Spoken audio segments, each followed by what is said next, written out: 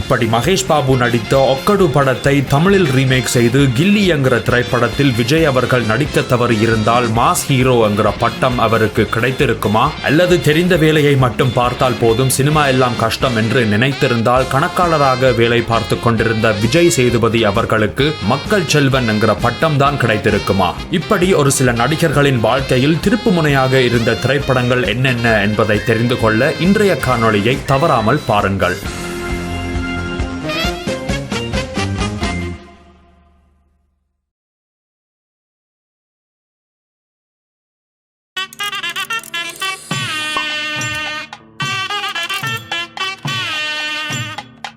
Tamil fact நேயர்கள் அனைவருக்கும் வணக்கம். சாதாரணமாக போய்கொண்டிருந்த ஒரு சில நடிகர்களின் வாழ்க்கையில் அவர்களுடைய திரையுலக பயணத்திலேயே முக்கியமான ஒரு படம் அவர்களுக்கு சாதகமாக அமைந்ததால் தான் இன்று அவர்கள் தொட முடியாத ஒரு உயரத்தில் இருக்கிறார்கள். இப்படி மக்கள் வரும் நடிகர்களாக பார்த்து கொண்டிருந்த இவர்களை எப்பொழுது ஒரு பெரிய சினிமா நட்சத்திரமாக பார்க்க ஆரம்பித்தார்கள். குறிப்பா அந்த நடிகர்கள் நடித்த திரைப்படங்களில் எந்த திரைப்படத்திற்கு அவர்களுக்கான ரசிகர் கூட்டம் திரண்டு வந்தது என்பதைத்தான் இன்றைய வீடியோவில் பார்க்க போகின்றோம். குறிப்பா இந்த ஒரு வீடியோவை விரும்பி கேட்ட சபரீஷ் சபா என்கிற நண்பருக்காகவும் அவருடைய விருப்பத்தை லைக் பண்ணிய மற்ற ஒரு சில சகோதரர்களுக்காகவும் தான் இந்த ஒரு வீடியோ. இந்த வரிசையில் உங்களுடைய விருப்பங்களையும் நாம் அடுத்தடுத்த வீடியோக்களில் பதிவு செய்ய வேண்டும் என்று நீங்கள் ஆசைப்பட்டால் ரெக்வெஸ்ட் என்கிற ஹேஷ்டேக்கின் கீழ் உங்களுடைய விருப்பங்களை கமெண்ட் பாக்ஸில் தெரிவிக்கலாம்.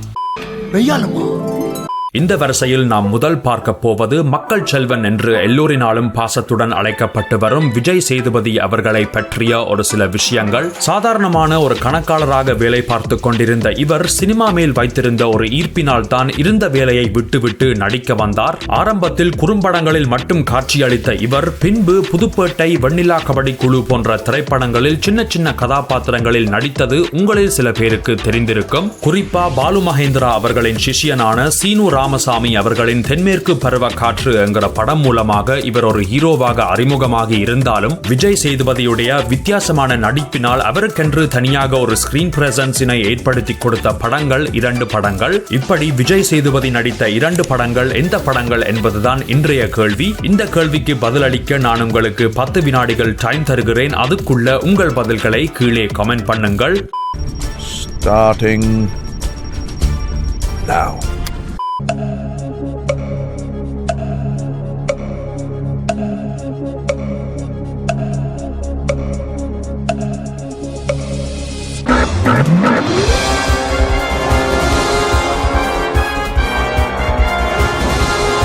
ஆம், நான் கேட்ட கேள்விக்கான பதில் சூடு கவம் மற்றும் இதற்குத்தானே ஆசைப்பட்டாய் பாலகுமாரா என்கிற திரைப்படங்கள் தான்.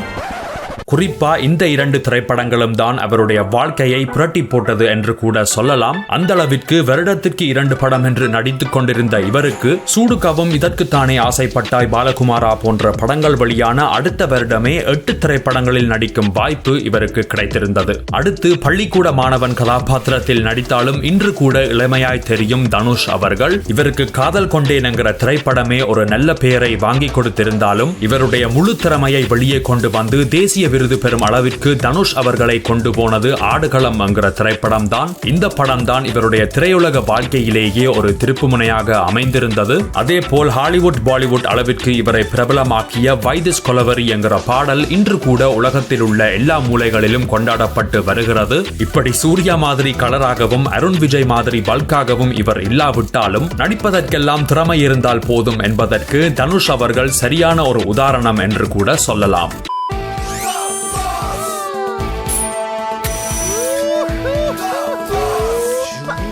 இப்படி தளபதி விஜய் அவர்களுக்கு ஆரம்பத்தில் சில படங்கள் தோல்வியான படங்களாக அமைந்திருந்தாலும் இயக்குனர் விக்ரமன் அவர்களின் இயக்கத்தில் இவர் நடித்த பூவே உனக்காக என்கிற திரைப்படம் தளபதியுடைய திரையுலக பயணத்தில் முதல் வெற்றி படமாக அமைந்திருந்தது. அதனைத் தொடர்ந்து காதலுக்கு மரியாதை, துள்ளாத மனமும் துள்ளும், குஷி போன்ற காதலுக்கு முக்கியத்துவம் கொடுக்கும் பல ஹிட் படங்களில் நடித்து பெரியோர்களில் இருந்து சிறியவர்கள் வரை எல்லோரும் தளபதி அவர்களை ரசிக்க ஆரம்பித்தார்கள். ஆனால் தொடர்ந்து இந்த மாதிரி ரொமான்டிக் திரைப்படங்களில் நடித்து வந்த இவர் கில்லி திரைப்படத்தில் நடித்ததால் தான் உலகமெங்கும் இவருக்கென்று தனியாக ஒரு ரசிகர் கூட்டம் உருவானது.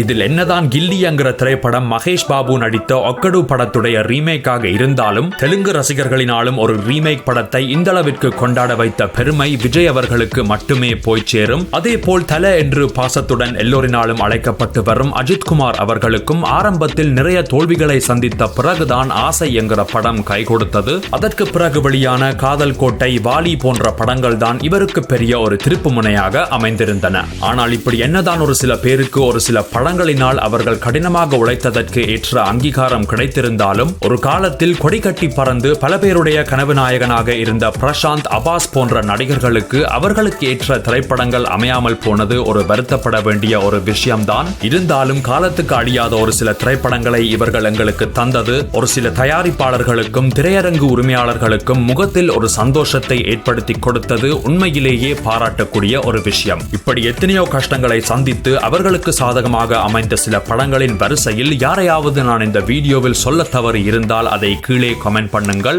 அதே மாதிரி இந்த வீடியோவுடைய செகண்ட் பார்ட் உங்களுக்கு வேணுமாக இருந்தால் இந்த வீடியோவை லைக் பண்ணுங்கள். இப்படி எந்தெந்த படங்களில் இருந்து ஒரு சில நடிகர்களை நீங்கள் ரசிக்க ஆரம்பித்தீர்கள், அதே போல் நீங்கள் எந்தெந்த நடிகர்களுடைய ரசிகர்கள் என்பதையும் கீழே கமெண்ட் பண்ணுங்கள். வழக்கம் போல் தமிழ் ஃபேக்ட் சேனலை சப்ஸ்கிரைப் பண்ணுங்கள். இனிவரும் காணொளிகளை மிஸ் பண்ணாமல் இருக்க பெல் ஐகானை பிரஸ் பண்ணுங்கள்.